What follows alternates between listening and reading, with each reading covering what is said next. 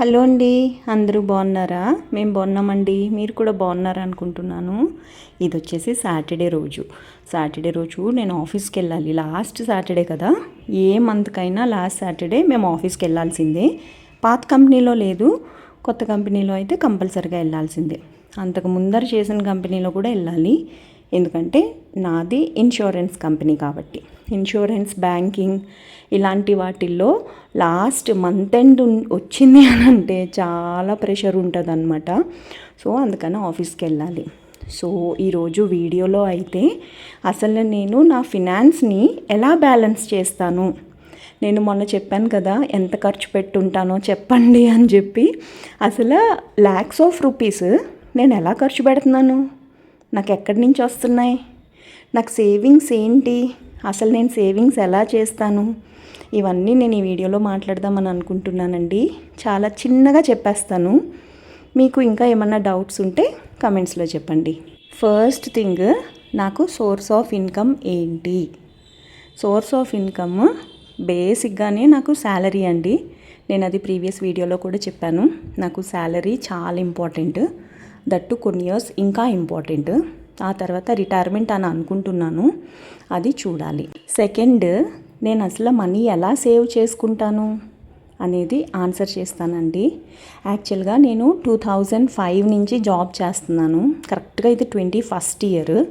మధ్యలో కొంచెం బ్రేక్ వచ్చింది, ఒక 6 months అలాగా, కానీ మళ్ళీ కంటిన్యూ చేశానండి. అప్పుడు క్రైసిస్ ఉండడం వల్ల job పోయిందనమాట.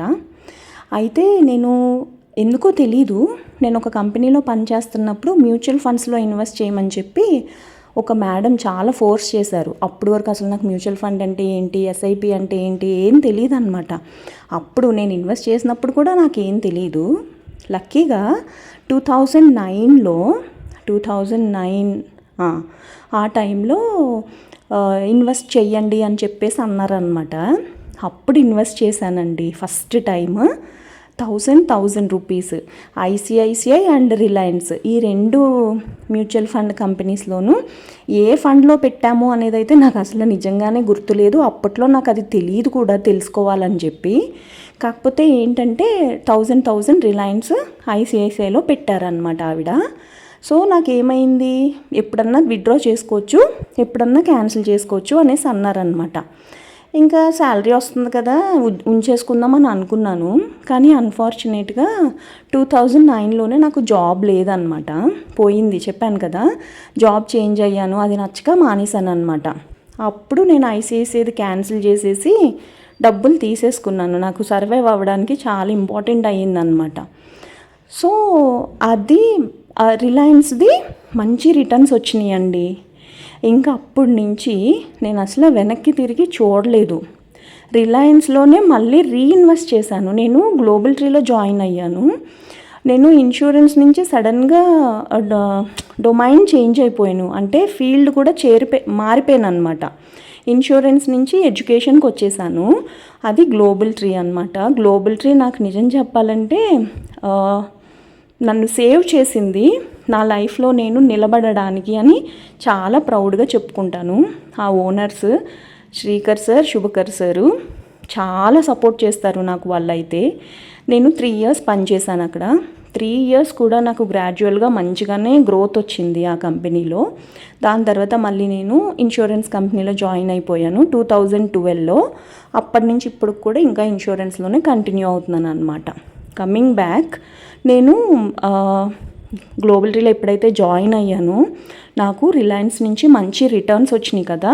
Returns is nothing but interest లాగా అనమాట మనకి. మళ్ళీ నేను ఏం చేశాను, గ్లోబల్ ట్రీలోకి వెళ్ళిన తర్వాత 3000 ఇన్వెస్ట్ చేయడం స్టార్ట్ చేశాను రిలయన్స్లో. రిలయన్స్ మ్యూచువల్ ఫండ్ ఆఫీసు అప్పట్లో సోమాజిగూడ మహావీర్ షోరూమ్ ఉండేది. స్కోడాను బిఎండబ్ల్యూను ఏదో షోరూమ్ ఉండేది అక్కడ, దానిపైన ఉండేదన్నమాట. మరి ఇప్పుడు ఎక్కడుందో నాకు కూడా తెలియదు, కానీ అప్పట్లో అక్కడ ఉండేది. అక్కడికి వెళ్ళి మరీ ఇన్వెస్ట్ చేశాను అనమాట. సో ఆ ఇన్వెస్ట్మెంట్స్ ఇప్పటికీ నేను ఎంతో కొంత కంపల్సరిగా మ్యూచువల్ ఫండ్స్లో ఇన్వెస్ట్ చేస్తానండి. దట్టు ఎస్ఐపిలోనే చేస్తాను. లంసమ్ అయితే అస్సలు పెట్టను, ఎందుకంటే నేను ఒకసారి లంసంలో పెడితే సంవత్సరమైనా నాకు రిటర్న్స్ రాకపోయేసరికి ఇంకా మనం పెట్టిన దానికంటే తక్కువ అయిపోయింది, కానీ ఎక్కువ ₹1 రాలా. విత్డ్రా చేసేసాను, చిరాకు వచ్చేసి నాకు. అప్పటి నుంచి నేను అసలు లంసంలో పెట్టొద్దని డిసైడ్ అయ్యాను. అప్పటి నుంచి నేను మ్యూచువల్ ఫండ్స్లో ఇన్వెస్ట్ చేస్తున్నా. ఇప్పుడు నేను జాబ్ మానేసినా కానీ నాకు ప్రాబ్లం ఉంటుందా అంటే మోస్ట్లీ 60-40% అంటానండి.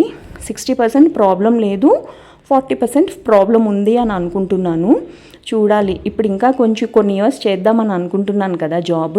మేబీ ఇంకా ఏమైనా కొంచెం సేవింగ్ చేస్తే ఆ డబ్బులు ఖర్చు పెట్టుకోవచ్చు కదా అని అనుకుంటున్నాను అనమాట. అసలు నా సేవింగ్స్ ఏంటి, ఎంత ఉన్నాయి, ఇది కదా అస్సలైన క్వశ్చన్. నిజం చెప్పాలి అని అంటే నేను మ్యూచువల్ ఫండ్స్లో సేవ్ చేసేది ప్లస్ నేను జాబ్ చేస్తున్నాను కాబట్టి పిఎఫ్ ఉండేది తప్ప ఇంకా నాకు సేవింగ్స్ అయితే ఏమీ లేవండి. ఇంకొక హ్యాపీయెస్ట్ థింగ్ ఏంటి అని అంటే I can say very proudly, నేను గోల్డ్ మీద బాగా ఇన్వెస్ట్ చేస్తాను. That might be every month కట్టేదా లేకపోతే ఒకటేసారి లంసమ్గా తీసేసుకునేదా అనేది డిపెండ్స్. నేనైతే గోల్డ్ మీద బాగా ఇన్వెస్ట్ చేస్తాను. లక్కీలీ నేను బాగా ఇన్వెస్ట్ చేశాను కూడా గోల్డ్ ప్రైస్ తక్కువ ఉన్నప్పుడు. సో దాని వైజ్ నేను కొంచెం బాగానే ఉన్నాను అని చెప్తున్నాను. ఇప్పుడు అస్సలైన విషయం అదేంటి అంటే నేను ఇన్ని ల్యాక్స్ ఎలా ఖర్చు పెడుతున్నాను, what are my earnings, monthly నాకు ఎంత వస్తుంది. ఐఎమ్ సో సారీ, నాకు మంత్లీ ఎంత వస్తుంది అనేది అయితే నేను చెప్పలేను, కానీ శాలరీ వైజ్ ఎస్ నేనైతే చాలా హ్యాపీ. డబ్బులు అయిపోతున్నాయి అని అనుకోవడం కంటే ఖర్చు పెట్టుకుని హ్యాపీగా ఉంటున్నాము ప్రెసెంట్ టెన్స్లో అనేది చాలా ఇంపార్టెంట్ కదండి. కోవిడ్ తర్వాత చాలా నేర్చుకున్నాను నేనైతే. ఎవరం ఎప్పుడు చచ్చిపోతామో తెలీదు. కోవిడ్లో చాలా హెల్తీగా ఉన్న వాళ్ళు అప్పటికప్పుడు అకస్మాత్తుగా చనిపోయారు. చాలా బాధ వాళ్ళ ఫ్యామిలీస్కి కూడా. వాళ్ళకి చాలా డబ్బులు ఉన్నాయి, అలాగే చాలా ఆస్తులు కూడా ఉన్నాయి, కానీ పాపం వాళ్ళు చనిపోయిన తర్వాత ఇంటికి కూడా రాలేదు కదా. అలాంటి సిచ్యువేషన్స్ దేవుడి దయ వల్ల మళ్ళీ రాకూడదు అని కోరుకుంటున్నాను. అలాంటివన్నీ గుర్తుపెట్టుకొని మరి నేనైతే డబ్బులు సేవ్ చేసేయాలి ఇలాంటివి అయితే అస్సలు అనుకోవట్లా. ఉన్నన్ని రోజులు హ్యాపీగా ఉంటే చాలు, హెల్దీగా, ఎలాంటి హెల్త్ ఇష్యూస్ లేకుండానైతే అనుకుంటున్నాను అనమాట. సో అందుకని చెప్పేసే వచ్చినట్టు నేను ఖర్చు పెట్టేసుకుంటా. నాకేమీ ప్రాబ్లం లేదు అని అనిపిస్తుంది. ఎస్పెషల్లీ పక్క నుండి ఖర్చు పెడుతున్నామా, మనం సంపాదించుకున్నాయే ఖర్చు పెడుతున్నాం కదా, అలా అని అనిపిస్తుంది అనమాట. నా థింకింగ్ మట్టుకే ఇదండి. అందరూ ఇలా ఉండాలి అని నేనైతే అనను.